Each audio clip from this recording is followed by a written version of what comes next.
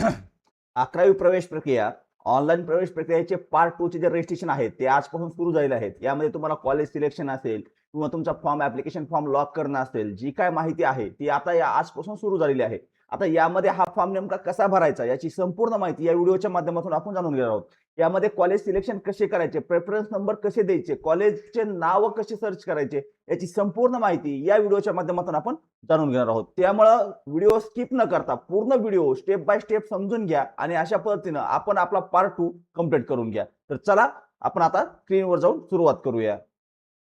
सर्वप्रथम आपल्याला या ठिकाणी जी काय संकेतस्थळ आहे mahyapogcadmission.in या संकेतस्थळावर यायचे. याची लिंक देखील तुम्हाला डिस्क्रिप्शन मध्ये दिलेली आहे. त्यावर त्यानंतर लॉगिन या पर्यायावर क्लिक करून आपला युजर आणि पासवर्ड जो आपण पार्ट क्रमांक 1 भरताना तयार केला होता तो या ठिकाणी टाकायचा आहे आणि लॉगिन या पर्यायावरती क्लिक करायचं आहे.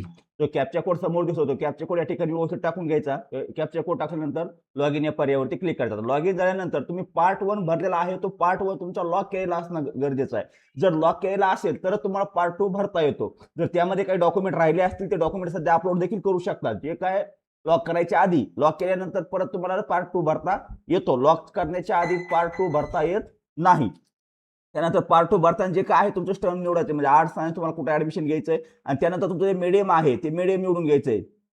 निवडल्यानंतर ओके करायचं. हे कन्फर्मेशन विचारतं की परत तेच निवडायचं का करून त्यानंतर खाली तुमचं आर्ट्स सायन्स कॉमर्स आणि स्टर्म्स दोन्ही घेतल्यानंतर मीडियम घेतल्यानंतर त्यानंतर या ठिकाणी सेव्ह नेक्स्ट या पर्यायावरती क्लिक करायचं.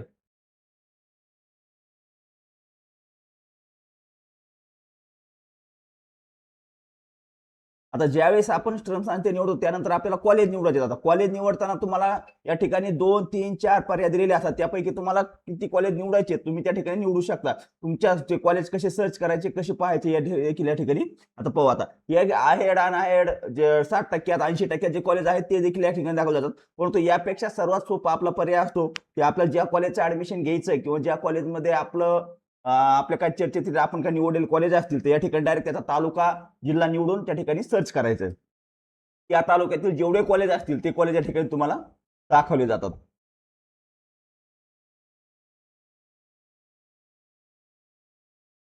जेवढे काय कॉलेज असतील त्या तालुक्यातील ते सर्व कॉलेज या ठिकाणी आपल्याला दाखवले जातात. आता त्या कॉलेजपैकी ज्या कॉलेजला आपल्याला ऍडमिशन घ्यायचं आहे ते कॉलेज या ठिकाणी आपल्याला निवडणं गरजेचं आहे. जसे प्रेफरन्स क्रमांकाने तुम्ही निवडू शकता 1 नंबर कोणत्याला, 2 नंबर कोणत्याला, 3 नंबर कोणत्याला. अशा पद्धतीने या ठिकाणी तुम्ही ऍड करू शकता किंवा ऍड केल्यानंतर देखील त्यांचे क्रमांक जे आहेत ते तुम्ही नंतर देखील बदलू शकता. फक्त तुम्हाला तुमचा तालुका जो आहे कोणत्या तालुक्यातून तुम्हाला कॉलेज निवडायचे आहेत ते या ठिकाणी व्यवस्थित पाहणं गरजेचं ज्यामुळे तुम्हाला तुमच्या जे काय हवे असलेले कॉलेज आहेत ते सर्व या ठिकाणी दिसून येतील.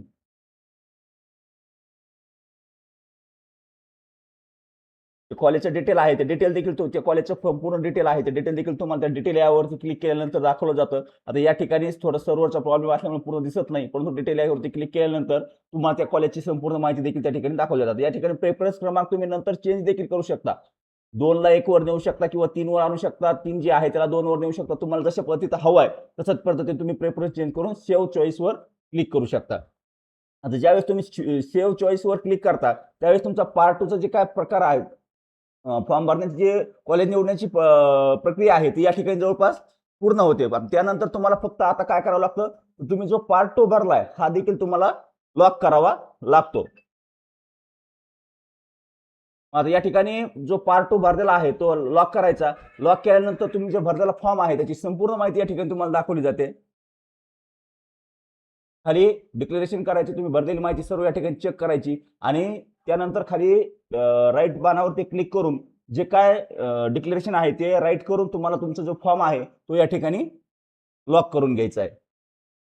भरलेली सर्व माहिती चेक करायची आणि लॉक ऍप्लिकेशन प्रेफरन्स यावरती क्लिक करायचं. तुम्ही जे प्रेफरन्स दिले आहे ते या ठिकाणी लॉक केले जातात. आता याला अनलॉक देखील करता येतं. जर काही चूक झालीच तर याला अनलॉक देखील करण्याचा पर्याय आहे.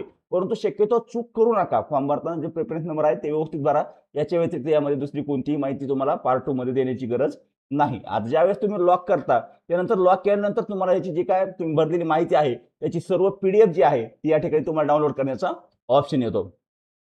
प्रिंट करू शकता किंवा डाउनलोड करू शकता. दोन्हीपैकी तुम्ही कोणतंही करू शकता. त्याच्या माध्यमातून तुम्ही जर भरलेली माहिती आहे ती त्या फॉर्मवरती तुम्हाला प्रिंट होऊन येते.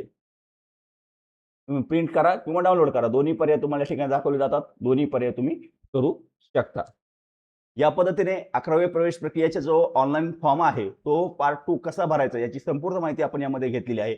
याच्या व्यतिरिक्त जर तुम्हाला काही शंका असतील, काही समस्या असतील किंवा काही अडचणी देखील असतील तर कमेंटच्या माध्यमातून विचारू शकता. आम्ही आपल्याला नक्कीच मदत करण्याचा प्रयत्न करू.